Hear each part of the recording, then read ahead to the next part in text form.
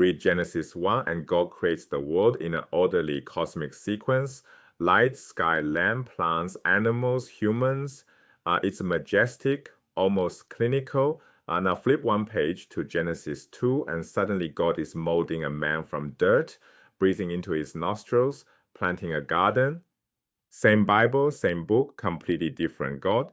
For centuries, readers noticed these contradictions. Duplicate flood stories, God called by different names, Moses dying in Deuteronomy but somehow still writing it. In the 19th century, scholars proposed a radical solution. What if the Bible isn't one book, but 4 books braided together? This is the documentary hypothesis, the theory that the Torah was composed from multiple distinct sources.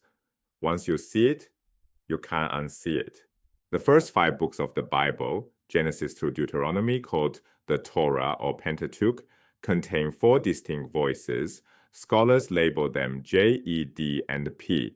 These aren't individual authors, but schools of tradition, spanning roughly 400 years from the 10th century to the 6th century BCE, identifying them works like detective work.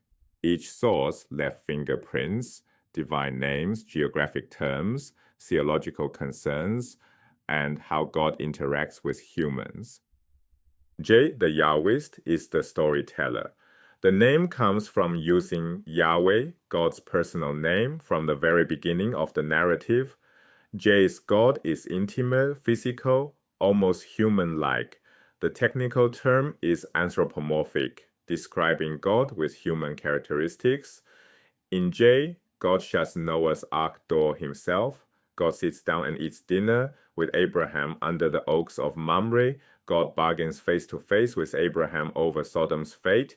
J uses Mount Sinai for the sacred mountain, and the land promises in J match the borders of David and Solomon's kingdom, dating this source to around 950 BCE in the southern kingdom of Judah.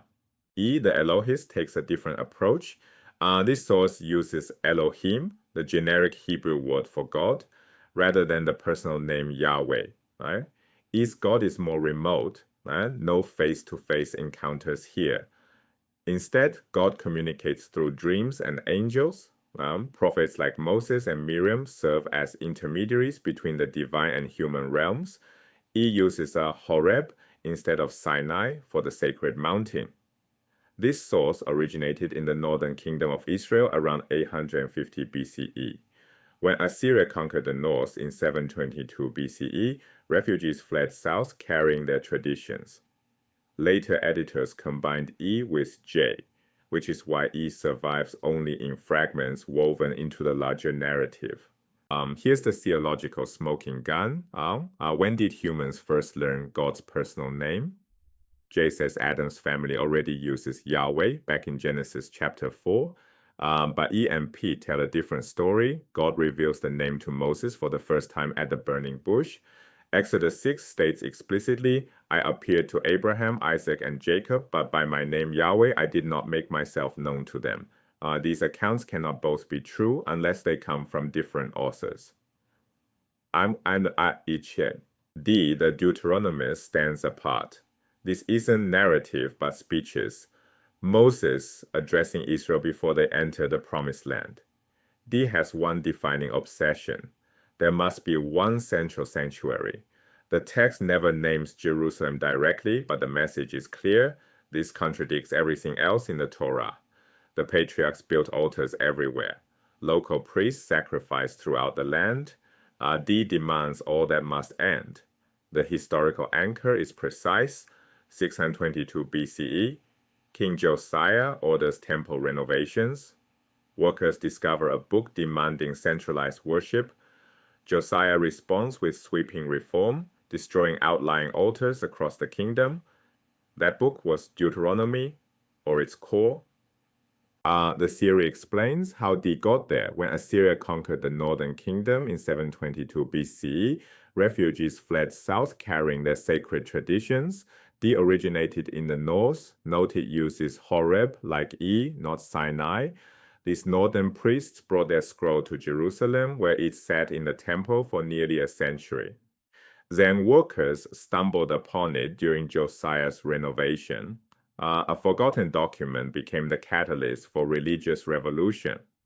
The discovery wasn't fabrication, it was rediscovery of a tradition that had been waiting in the dark. P, the priestly source, is the organizer. P's God is utterly transcendent, hidden in a cloud of glory, appearing as fire within. The Hebrew word is kavod, meaning God's visible presence as cloud and fire. P cares about rituals, institutions, purity laws, genealogies, and precise dates. Genesis 1 is pure P, orderly creation, an abstract deity speaking things into existence day by day in liturgical sequence.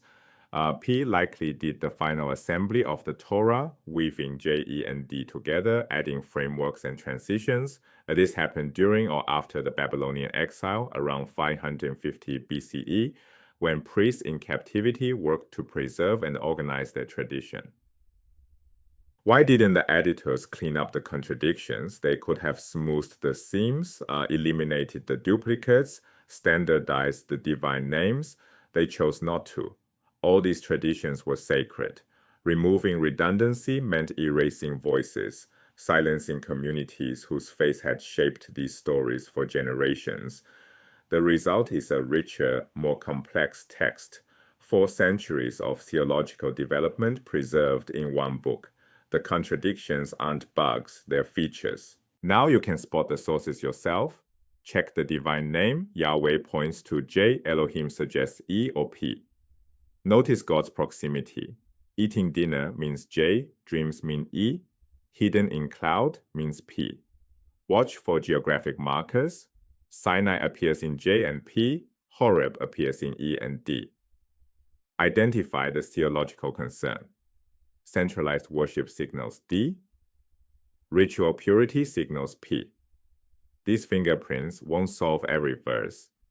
Some passages remain disputed and E survives only in fragments. But the patterns are real, and once you see them, the text opens up.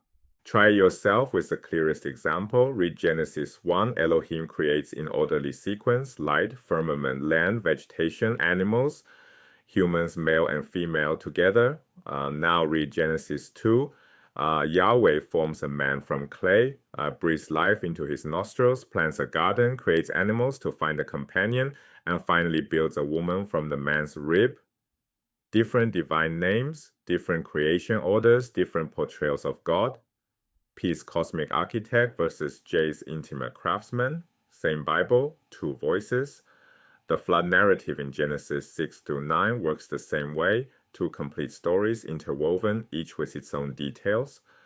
The documentary hypothesis isn't about tearing the Bible apart. It's about understanding how ancient communities preserve their most sacred stories. 4 voices, 4 centuries, 4 ways of imagining the divine, all braided into one text that billions still read today. The editors who assembled the Torah made a choice: honor every tradition, even when they disagreed. The result is a book that contains multitudes. And now you can hear each one.